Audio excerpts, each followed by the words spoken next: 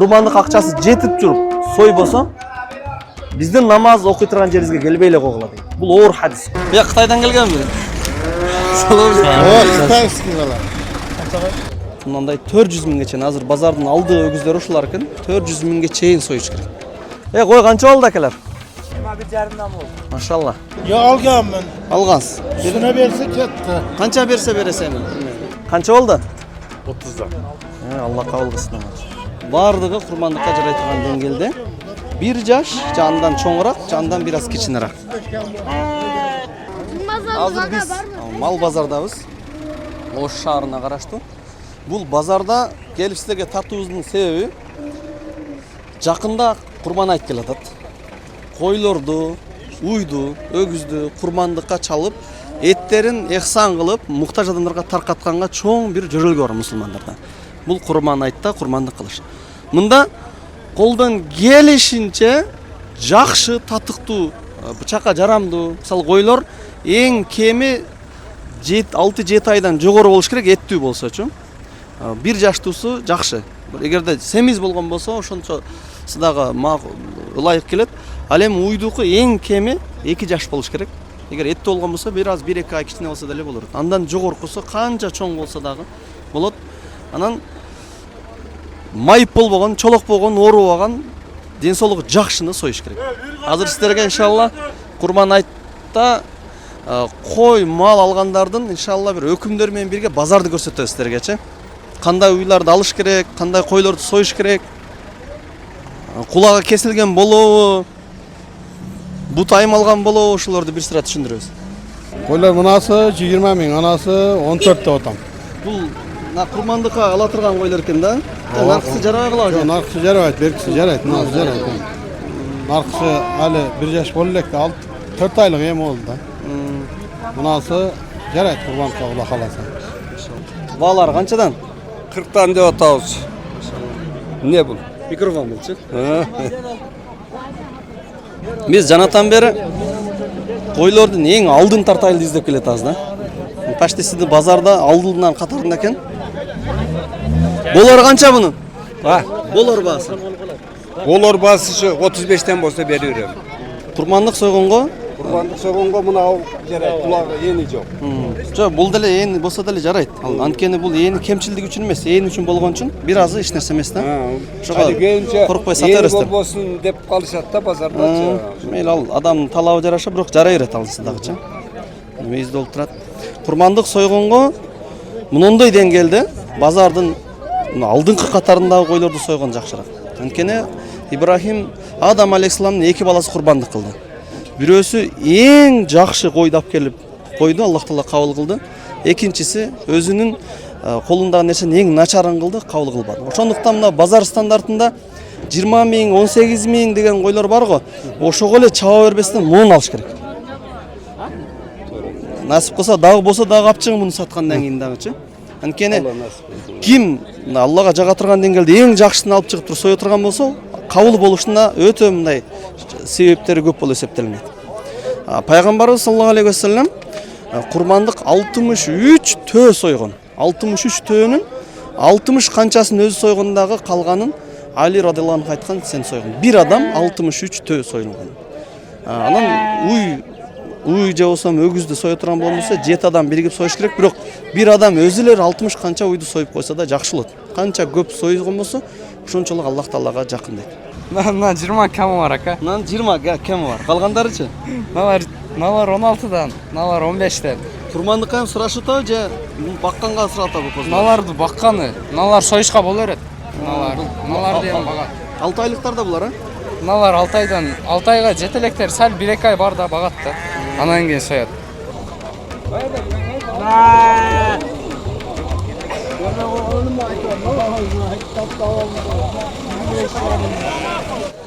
Курмандыктарды тизип коюп турган. Бардыгы курмандыкка жарай турган деңгээлде 1 жаш, жандан чоңураак, жандан бир аз кичинераак.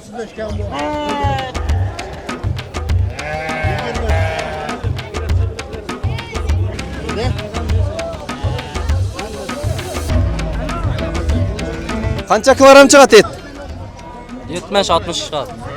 60-70 чыгат, келе бересиздер, базарда турат. Неге биз чоң койлорго кызыктырып атабыз? Баары бир сойсоңуздар, этин өзүңүздөр жейсиздер же жакын адамдарыңыздар.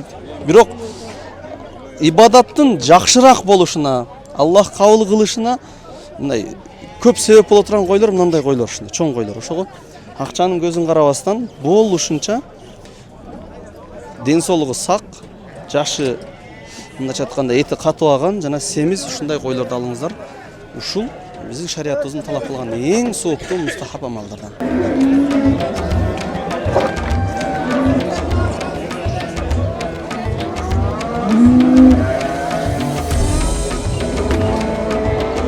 Assalamu alaikum. Өгүздөр кайсы жагында курбандыкка союлат?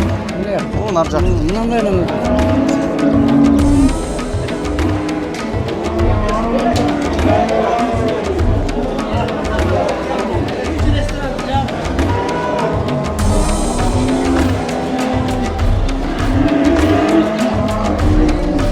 Гунажин. Kaç?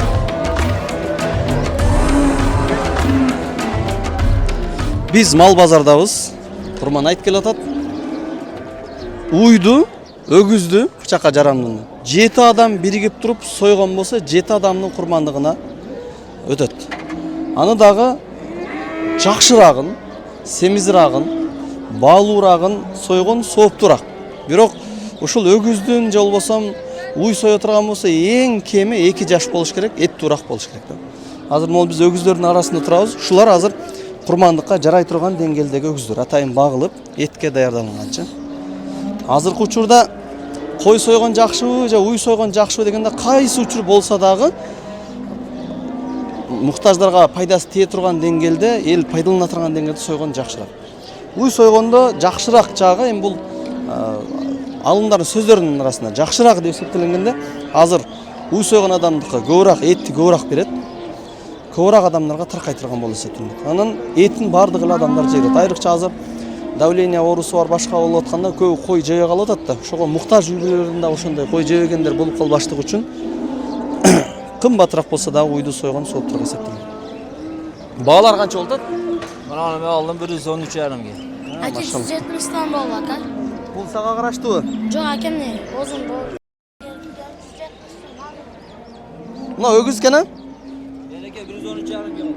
Мына ал 113,5 миң сомго алыптыр. 113,5 миң болгондо 7 адам бөлгөндө канчадан тиет байкасаңыздар? 15 миңге жетпеген деңгээлде. Муналарды 170 миң сом деп айтып атат. Анда калганда балким кичине соода жолдору бар. Келип сатсаңыздар, алсаңыздар болот. Өгүздөрдүн дагы чосом уйлардын дагы эң төмөнү биз жана айттык го 117 миң сомго алдык дегени жарайт. 2 жаш эти бар.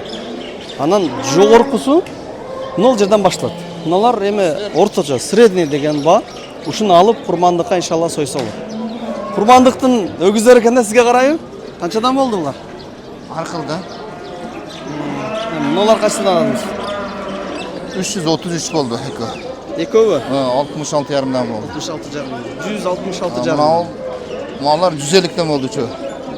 166 болгондо 23 миңден тура келет экен да. Мындай ушул өгүздөрдү алып туруп сойсоңуздар дагы ар бир адамдын башына 23 миңден тура келет. Аны эттин килограммы дагы бир топ. Канча килограмм чыгып калат таза эт булар? 230 кило анығы бар да. Мындай эт чыга турган деңгээлде. Токтон 235 кило анық. 235 кило болжолдо анық ошого чыгып калат нерсе. 7ге бөлгөндө 33 килограммданчы. Мына байкасаңыздар 23 миң сомдук кой алган болсоңуз, аркы кой базарларды көрдүк го. Эт жагын эсептегендечи, эти 19 же болбосо 20, 22, 25 ке чейин.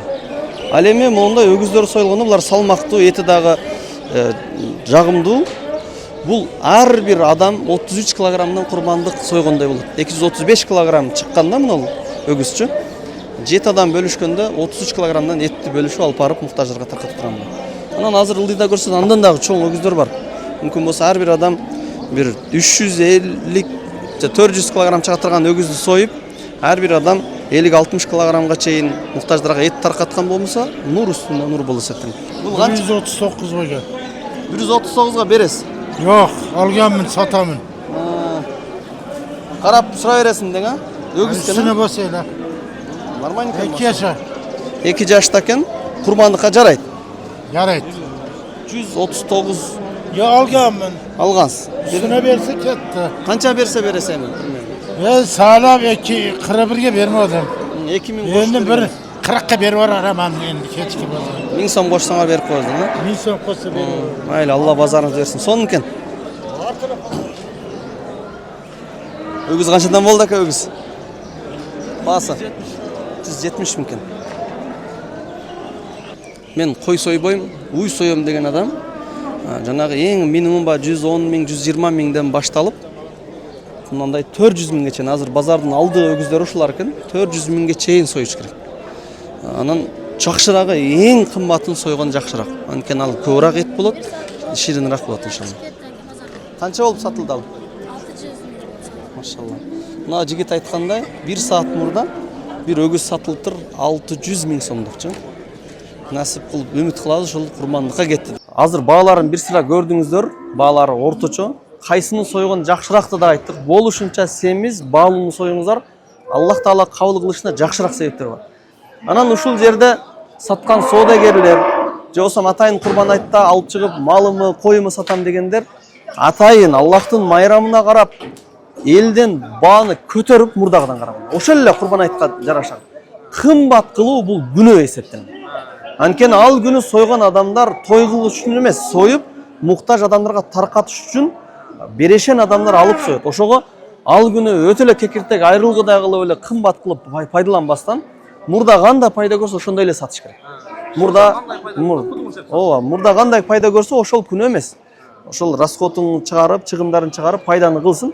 Мейли аябай көп өтүп атат деп туруп, бир аз кошсо да болот, бирок өтө эле аша чабып кымбат кылып коюш бул Аллахтын майрамы күнү атайын майрамга каршы чыккан болуп эсептелет. Аллахтан коркуу.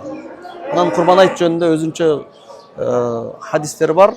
Эгер курбандык союйн десем, ошо күн кымбат болуп кеттир деп туруп, базардан кайтып жүргөн адамдарга айта турган сөзүбүз, союңуздар. Пайгамбарыбыз айткан, кимдин курбандык акчасы жетип туруп сойбосо, биздин намаз окуй турган жерибизге келбей эле койгула деген. Бул оор хадис. Көп намалар мурда айтпай кеткен.